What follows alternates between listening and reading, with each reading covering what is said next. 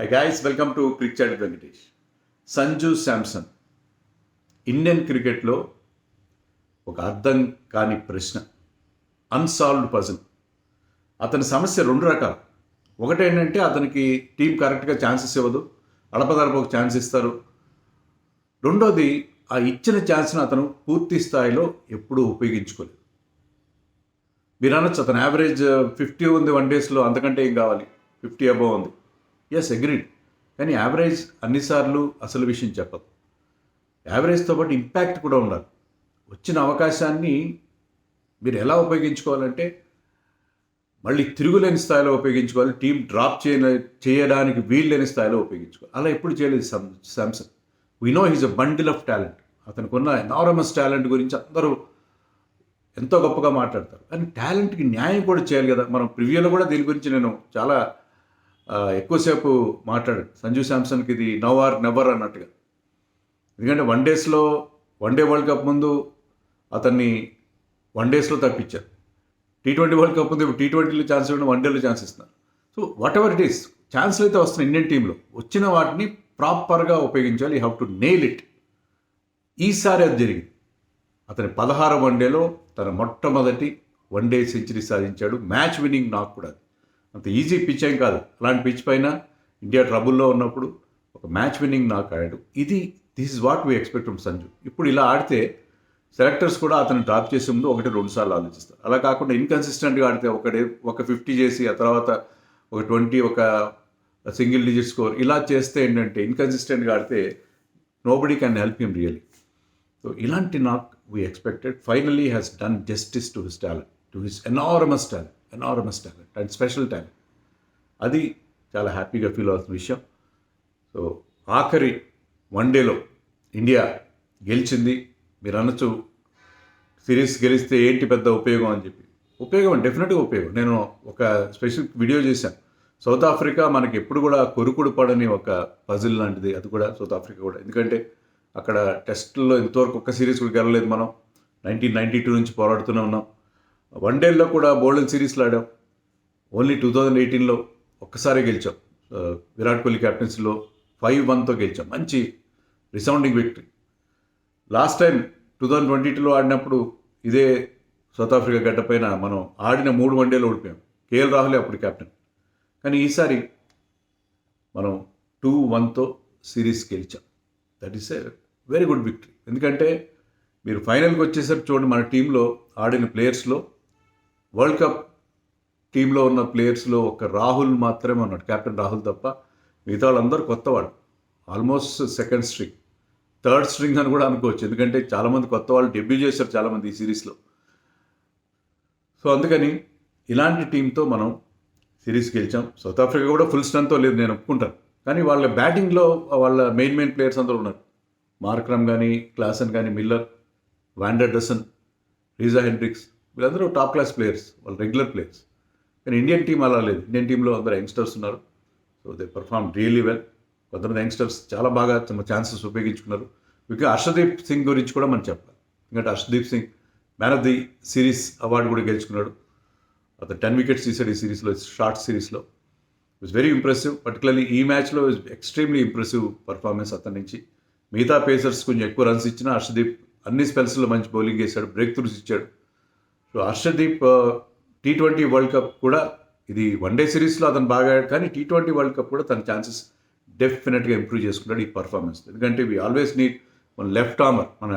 మన bowling attack అంతా కూడా యూనిడైమెన్షనల్ అయిపోతుంది. అందరూ రైట్ ఆర్మ్ పేసర్సే ఉన్నారు, కానీ ఒక లెఫ్ట్ ఆర్మర్ ఖచ్చితంగా ఉండాలి. See the kind of auction price that a left arm pacer Starc has got in IPL. So left arm pacers ఎప్పుడు కూడా మీ అటాక్లో ఉండాల్సిన అవసరం. So Harshdeep is our best bet and finally is proving himself. ఈ ఫార్మాట్లో అతనికి చాలా తక్కువ అవకాశాలు వచ్చాయి. ఈ సిరీస్కి ముందు అతను 3 వన్డేలు ఆడితే 3 వన్డేల్లో ఒక్క వికెట్ కూడా రాలేదు. అలాంటి హర్షదీప్ సింగ్ ఈసారి 10 వికెట్లు తీశాడు 3 మ్యాచ్లో. అంటే very impressive from Harshdeep. So ఈ సిరీస్లో యంగ్స్టర్స్ అందరూ బాగా పర్ఫామ్ చేశారు. ఈ మ్యాచ్లో రజత్ పటిదార్కి ఛాన్స్ ఇచ్చారు. టాస్ మళ్ళీ మార్క్రమే గెలిచాడు. All టాసెస్ one in this series by Markram. But ఇండియాకి బ్యాటింగ్ ఇచ్చాడు. ఇది చాలా పిక్చరస్ గ్రౌండ్. వాళ్ళు చాలా చూడడానికి వెనకాల కొండలు, స్టాండ్స్ లేవు ఈ గ్రౌండ్లో. చాలా అందంగా ఒక విలేజ్లో ఆడుతున్నట్టుగా చాలా బ్యూటిఫుల్గా ఉంది. One of the finest good looking grounds. Next మనం కేప్ టౌన్లో ఆడుతాం. కేప్ టౌన్ కూడా ఇలాగే. కేప్ టౌన్ అయితే one of the finest grounds, picturesque with the Table Mountain and all. So ఈ గ్రౌండ్ కూడా చాలా అందంగా ఉంది. అండ్ రజత్ పటిదార్కి ఛాన్స్ ఇచ్చారు రుతురాజ్ ప్లేస్లో. అండ్ అతను షార్ట్ ఇన్నింగ్స్ 16 బాల్స్లో 22 రన్స్ చేశాడు. కానీ అతను కొట్టిన ఆ కొద్ది బౌండరీలు కూడా చాలా ఇంప్రెసివ్గా ఉన్నాయి. చాలా impressive start to his career. First boundary అతను కొట్టింది ఒక square drive. So beautiful, so beautiful. Confidence మనం మెచ్చుకోవాలి. మొదటిసారి అవకాశం వచ్చింది. 30 ఏళ్ల వయసులో అతను డెబ్యూ చేస్తాడు. He's making his debut at the age of 30, not 20. చాలా ఆలస్యంగా అతనికి అవకాశం వచ్చింది.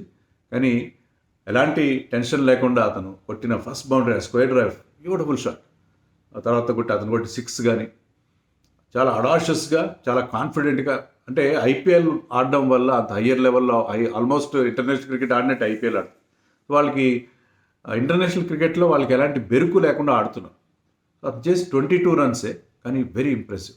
అండ్ కామెంటరీ బాక్స్లో somebody like Shaun Pollock was comparing him with Virender Sehwag. అంటే ఆ పెడిగ్రీ అని కాదు, కానీ వీరేంద్ర సెహ్వాగ్ లాగా ఎక్కువ ఫుట్ వర్క్ లేకుండా, without using his feet much, అతను కొట్టిన బౌండరీలు, అతని కాన్ఫిడెన్స్ లెవెల్స్, అగ్రెసివ్ ఇంటెంట్, దాన్ని కంపేర్ చేశారు. So good start for Rajat Patidar. కానీ మరొక 1 షాట్ 2 మెనీ ఓవర్లో నాండ్రే బర్గర్ బౌలింగ్లో ఒక 4 ఒక 6 కొట్టిన తర్వాత మరొక పెద్ద షాట్ కోసం, ఫ్లిక్ షాట్ కోసం వెళ్ళాడు. But burger slipped 1 through his defence, through his and got him bold. So Rajat Patidar తొందరగా కొట్టాడు. సాయి సుదర్శన్ కూడా పెద్దగా రన్స్ చేయలేదు ఈసారి. ఎల్బిడబ్ల్యూ టు బ్యూరన్ హెన్రిక్స్ ఫస్ట్ బాల్తో అవుట్ చేశాడు. సో ఇండియాకి ఓపెనర్స్ మంచి స్టార్ట్ ఇవ్వలేదు. బట్ నెంబర్ 3లో సంజు శాంసన్ ఇచ్చాడు. సంజు శాంసన్ నెంబర్ 3లో రావడం కూడా చాలా అతనికి యూజ్ అయ్యింది, హెల్ప్ అయింది. ఎందుకంటే he likes the ball to command to the bat. ఒకసారి సెటిల్ అయిన తర్వాత he's a different batsmen. So అతను కాస్త ఎర్లీగా వచ్చాడు కాబట్టి, బాల్ హార్డ్ న్యూ బాల్ ఉన్నప్పుడు వచ్చాడు కాబట్టి ball was coming on to the bat. So అది అతను సెటిల్ అవ్వడానికి వీలేదు. సో అతనికి ఎప్పుడు కూడా టాప్ ఆర్డర్లోనే మంచి ప్లేస్, అతని కరెక్ట్ ప్లేస్ అని నాకు అనిపిస్తుంది. బాల్ మెత్తబడిన తర్వాత అంత ఎఫెక్టివ్గా అనిపించదు. And KL Rahul batted number 4. వాళ్ళిద్దరి మధ్య వచ్చిన పార్ట్నర్షిప్ చూసాను. Rahul also looked very good. But రాహుల్కి ఏమైందంటే ఒక అన్ఫార్చునేట్ డిస్మిసల్. అతను ఒక లెగ్ సైడ్లో ఒక షాట్ ఆడబోయాడు. బాల్ అతని ప్యాడ్కి తగిలి గాల్లోకి లేచింది. కీపర్ క్యాచ్ తీసుకున్నాడు. Unfortunate dismissal. He made just 22, but once again he was impressive. But Sanju Samson found a very good partner in Tilak Varma. Tilak Varma ఈసారి కాస్త లేట్గా వచ్చాడు, ఎందుకంటే ఇప్పుడు ఈ సిరీస్లో అంత ఇంప్రెసివ్గా లేడు. So he was batting at number 5. ఇనీషియల్గా చాలా స్ట్రగుల్ అయ్యాడు. చాలా ఒక సింగిల్స్ చేయడం కూడా కష్టమైనాయి అతనికి. స్ట్రైక్ కూడా రొటేట్ చేయలేకపోయాడు. స్పిన్నర్స్ ముఖ్యంగా Keshav Maharaj was very good. But Sanju Samson other ఎండ్లో బ్రహ్మాండంగా సెటిల్ అయ్యి పెద్ద షాట్స్ కొట్టడం చూసాను. అతనికి పేస్తో ప్రాబ్లం లేదు, స్పిన్తో ప్రాబ్లం లేదు. స్పిన్నర్స్కి అట్లా ఇన్సైడ్ అవుట్ షాట్స్ కొట్టినవి బ్యూటిఫుల్గా ఉన్నాయి. పేసర్స్కి కొట్టిన పుల్ షాట్ సిక్సర్లు అద్భుతంగా ఉన్నాయి. So Sanju Samson in full flow is a treat to watch. అతను అంత బాగా ఆడుతుంటే చూడడానికి 2 కళ్ళు చాలా, అంత బాగా ఆడతాడు సంజు శాంసన్. సో తిలక్ వర్మ కూడా ఆఫ్ లైట్ మెల్లగా కాన్ఫిడెన్స్ పుంజుకున్నాడు. ఎందుకంటే ఈ పిచ్ మీద కొత్తగా వచ్చిన బ్యాట్స్మెన్, ఎందుకంటే స్లో అయిపోయింది పిచ్. ఇనీషియల్గా న్యూ బాల్ ఉన్నప్పుడు short making was easy. But ఒక్కసారి బాల్ స్లో అయిన తర్వాత ఆ పిచ్ పైన షార్ట్స్ కొట్టడం అంత ఈజీ కాదు. బట్ తిలక్ వర్మ మెల్లగా పుంజుకొని అకేషనల్ బౌండరీస్ కొడుతూ స్కోర్ని ముందుకు తీసుకెళ్ళగలిగాడు. పార్ట్నర్షిప్ బిల్డప్ అయింది. ఒక century partnership, 106 runs partnership between Sanju and Tilak. అది ఇండియాకి సాలిడ్ బేస్ క్రియేట్ చేసింది. తిలక్ 50 చేసిన తర్వాత మనకు పెద్ద షాట్ కొట్టిపోయి అవుట్ అయ్యాడు. But Sanju continued is the good innings. And Rinku Singh చెప్పాను కదా, కొత్త బ్యాట్స్మెన్కి ఆ స్లో పిచ్ మీద ఆడడం చాలా కష్టం. బట్ నాట్ ఫర్ రింకు స్పిన్నర్స్కి ఆ ఫీట్ చక్కగా యూజ్ చేస్తాడు. స్టెప్ అవుట్ అయ్యి పెద్ద షాట్స్ కొడతాడు. పేస్ బౌలింగ్ కూడా అతను ఇబ్బంది పెడతాడు. మంచి పుల్ షాట్స్ కూడా ఉన్నాయి అతని దగ్గర. సో రింకు సింగ్ మొదటిసారి సౌత్ ఆఫ్రికాలో ఆడుతున్నాడు. ఈ సిరీస్లో. అయినా సరే అతను ఏ మాత్రం జంకు గొంకు లేకుండా 140 స్ట్రైక్ రేట్తో 38 చేశాడు. దానివల్ల ఇండియాకి 296 వచ్చింది. లాస్ట్ ఓవర్లో అతను అవుట్ అయ్యాడు, లేకపోతే 300 కూడా దాటాడు. లాస్ట్ ఓవర్లో before getting out he got 1 6 and 4. So Rinku Singh ఆ ఫినిషర్ రోల్ని అక్రాస్ ఫార్మాట్స్ T20లో కాకుండా వన్ డేస్లో కూడా అదే రకంగా చక్కగా ఫుల్ఫిల్ చేస్తున్నాడు. ఇది wonderful finisher for Indian team అని మరొకసారి ప్రూవ్ అయింది. ఎక్కడ కండిషన్స్ ఇండియాలో కాదు బయట కాదు ఎక్కడైనా against spin against pace he he's no problem at all. And Sanju Samson century చేసిన తర్వాత అవుట్ అయ్యాడు, మరొక పెద్ద షాట్ కోసం వెళ్ళి అవుట్ అయ్యాడు. బట్ మొట్టమొదటి సెంచరీ అతనికి ఇంటర్నేషనల్ లెవెల్లో, దట్ ఈస్ ఇది అతని కెరియర్ చేంజింగ్ కావచ్చు. అట్ ది ఏజ్ ఆఫ్ 29 తన మొదటి సెంచరీ. ఎందుకంటే అతను నేను రివ్యూలో కూడా చెప్పాను 8 ఏళ్ళ నుంచి ఇంటర్నేషనల్ క్రికెట్ ఆడుతాడు. అదే T20s ఎక్కువ ఆడాడు, వన్ డేస్ ఆడింది 3 ఏళ్ళ నుంచే. బట్ ఇప్పుడు ఒక సెంచరీ చేసి finally has arrived at the international scene అనుకోవాలి. ఈ సెంచరీ తర్వాత వచ్చిన కాన్ఫిడెన్స్తో he could be a different batsmen from now on. ఇక్కడి నుంచి అతని నుంచి ఒక డిఫరెంట్ సంజుని మనం చూసే అవకాశం ఉంటుందని అనుకుంటున్నాను నేను. సో ఇండియా 296 చేశారు. Even Washington Sundar was impressive in his that is short stay, little cameo. 14 runs చేశాక 2 బౌండరీలు కొట్టాడు. సో చివరిలో మనకి గమ్మత్ ఏంటంటే నెంబర్ 5 నుంచి నెంబర్ 9 దాకా హర్షదీప్ దాకా అందరూ లెఫ్ట్ హ్యాండర్సే కనిపించారు. తిలక్ వర్మ, రింకు సింగ్, అక్షర్ పటేల్, వాషింగ్టన్ సుందర్ అండ్ హర్షదీప్ సింగ్ ఎప్పుడు చూడలేదు. అండ్ సాయి సుదర్శన్ కూడా ఉన్నాడు. సో 6 లెఫ్ట్ హ్యాండర్స్ ఈ టీంలో మనకు కనిపించారు. మనకి అందరు రైట్ హ్యాండర్స్ చూస్తాం మనం, కానీ ఇక్కడ 6 లెఫ్ట్ హ్యాండర్స్ ఈ టీంలో ఆడారు. 5 ఒకరి తర్వాత ఒకరు ఆడారు. సో ఇండియా 296 చేసింది, ఇది గుడ్ స్కోర్ ఆ పిచ్ పైన. కానీ south Africa started of their innings very well. ఎందుకంటే వాళ్ళకి తెలుసు న్యూ బాల్ ఉన్నప్పుడే దీపం ఉండగానే ఇల్లు చక్క పెట్టుకోవాలి. తర్వాత బాల్ మెత్తబడిన తర్వాత షాట్స్ రావడం కష్టం. అటు ఓపెనర్స్ ఇద్దరు కూడా మన పేసర్స్ మీద విరుచుకుపడ్డారు. Only Arshdeep was the exception. Mukesh had no ball problems and he was not very impressive ఈ మ్యాచ్లో. Avesh also went for runs. So వాళ్ళు పవర్ ప్లేలో ఒక మంచి అసాల్ట్ లాంచ్ చేశారు. ముఖ్యంగా Tony de Zorzi was very very impressive once again. చాలా ఇంప్రెసివ్ బ్యాటింగ్ అతని నుంచి. Last match Centurion. బట్ మెల్లగా మన వాళ్ళు they came back to Arshdeep gave us the first breakthrough. తర్వాత అక్షర్ పటేల్ కూడా పవర్ ప్లే తర్వాత వచ్చి అతను వ్యాండర్ డస్ని అవుట్ చేశాడు, క్లీన్ బౌల్డ్ చేశాడు. సో ఆ తర్వాత కొంత బ్రేక్స్ పడ్డాయి. Markram was very good, Markram was impressive. So 141 for 2 దగ్గర సౌత్ ఆఫ్రికా హాఫ్ వే స్టేజ్ 141 అంటే ఆల్మోస్ట్ వికెట్స్ చేతిలో ఉన్నాయి. స్కోర్ బోర్డ్ ఆస్కింగ్ రేట్ పెద్ద ఎక్కువేం లేదు. ఆ స్టేజ్లో they look very good win this match. కానీ అక్కడ బ్రేక్ పడింది. Washington Sundar was very very impressive. పిచ్లో స్పిన్నర్స్కి డెఫినెట్గా హెల్ప్ ఉంది. సో దాన్ని చక్కగా యూజ్ చేసినాడు. చాలా టైట్ బౌలింగ్ చేశాడు, చాలా టైట్ బౌలింగ్. పవర్ ప్లేలో కూడా అతను వచ్చి టైట్ బౌలింగ్ వేయడం వల్లే మనకి వికెట్స్ వచ్చాయి. సో పవర్ ప్లేలో కూడా ఇట్ వాజ్ వెరీ ఇంప్రెసివ్. 2 ఓవర్లు పవర్ ప్లేలో టైట్ ఓవర్స్ వేశాడు. సో వాషింగ్టన్ సుందర్కి చాలా ఆలస్యంగా ఛాన్స్ ఇచ్చారు. సో అతను కూడా తన T20 world cup chances improve చేస్తున్నాడు. నేను ఆల్రెడీ గతంలో 1-2 సార్లు చెప్పాను. అతను he's very important for us in the T20 world cup scheme of things. ఎందుకంటే ఈజ్ అన్ ఆల్రౌండర్. మనకి నెంబర్ 8లో ప్రాబ్లం ఉంది.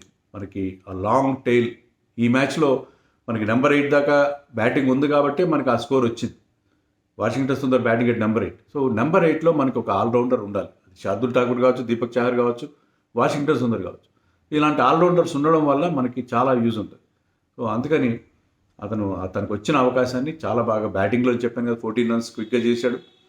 బౌలింగ్లో కూడా 10 overs 38 runs 2 wickets. Very very impressive. And he got rid of that important wicket of Markram wicket తీశాడు. అలాగే Rahul was once again very impressive with his DRS decision Rahul system. ఎవ్వరు కూడా అతను సపోర్ట్ చేయలేదు మెల్డర్ వికెట్ సంబంధించి.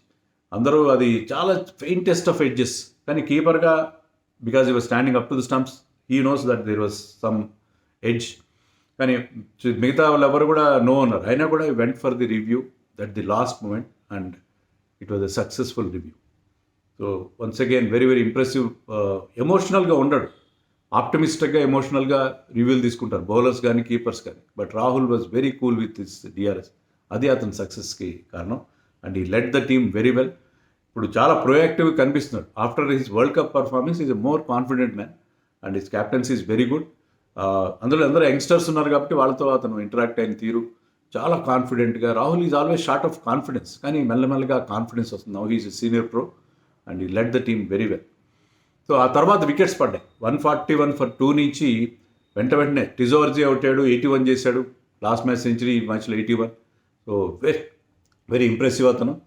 అండ్ ఎప్పుడైతే క్లాసన్ అవుట్ అయ్యాడో, Klaasen was deceived by slower ball from Avesh Khan and beautiful catch, diving in front by Sai Sudharsan పట్టిన క్యాచ్తో అది మ్యాచ్ని మలుపు తిప్పింది. మిల్లర్ కూడా ఏం చేయలేక కూడా ఒక్కొక్క వికెట్స్ పడుతున్నాయి.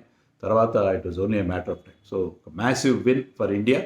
Very very impressive our team and congratulations to Rahul, Sanju Samson, Arshdeep and not only the three, Washington Sundar కూడా చాలా ఇంప్రెసివ్గా మ్యాచ్లో పర్ఫామ్ చేశాడు. So satisfying series for India. Next మనం T20లో డ్రా చేసుకున్నాం, వన్డే సిరీస్ గెలిచాం. మరి ఫైనల్ ఫ్రాంటియర్ టెస్ట్ సిరీస్ కూడా గెలుస్తాము. Let us wait and see.